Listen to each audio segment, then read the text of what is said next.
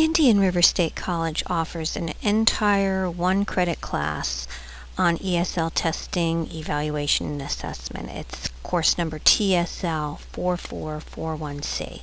So we will only go over testing and assessment in the context of our class. Krashen's comprehensible input hypothesis. How can we make evaluation meaningful to our ELLs? Consider this situation. Mrs. Smith was completely frustrated with Akemi, an ELL from Japan. Akemi had been in the U.S. for more than 8 months, but she still was not responding as the teacher wanted. Now, it was time to test the student's knowledge gained after studying a unit on the American Civil War. The other students are busily answering questions on the test when Mrs. Smith noticed that Akemi is barely making an attempt to read the test questions, or so it seems. Akemi hands in her exam with most of the period left. Mrs. Smith gives Akemi a blank sheet of paper for busy work, thinking that Akemi could spend time drawing or at least practicing something. To the teacher's surprise, Akemi started drawing a clear, epic-style depiction of the Civil War, with President Lincoln, soldiers with vivid uniforms representing Northern and Southern armies, and illustrations that clearly showed she had understood the content of the unit. Think of everything that you've learned so far in this class. Cummins' ideas of Bix and Kelp, Krashen's hypothesis, called the natural order hypothesis, where he described the different stages of proficiency that ELLs go through. Akemi couldn't finish this test, but she could draw a picture. What should Mrs. Smith do with that drawing? A standard becomes useful to teachers only when they can identify when the standard has been met, or when they can identify progress is being made toward meeting it. Assessment provides information on what students do well, and it pinpoints what they still need to learn.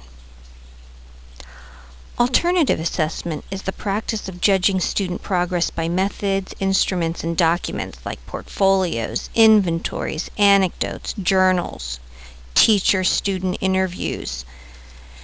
Outcome-based performance assessment is designed to provide information about students' proficiency, including the ability to analyze and apply, as well as simply recognize or recall information.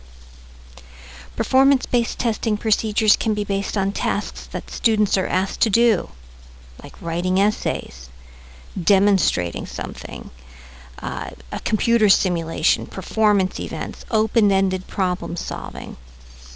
Collectively, these measures are referred to as authentic assessments because they are related to a student's ability to think knowledgeably about real-life problems.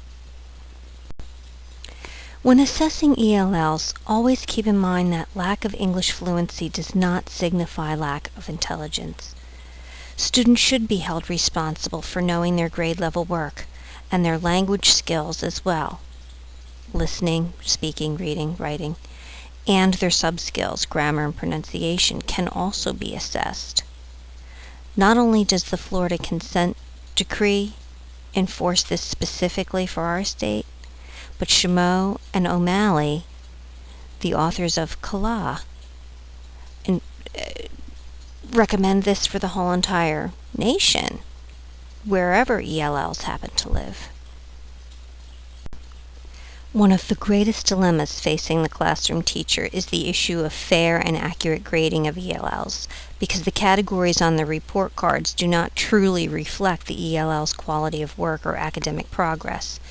It's unfair and quite impossible to compare a competent literate, who is a native English speaker, with an emerging literate, who is the English language learner, because there's no common standard to measure standard performance.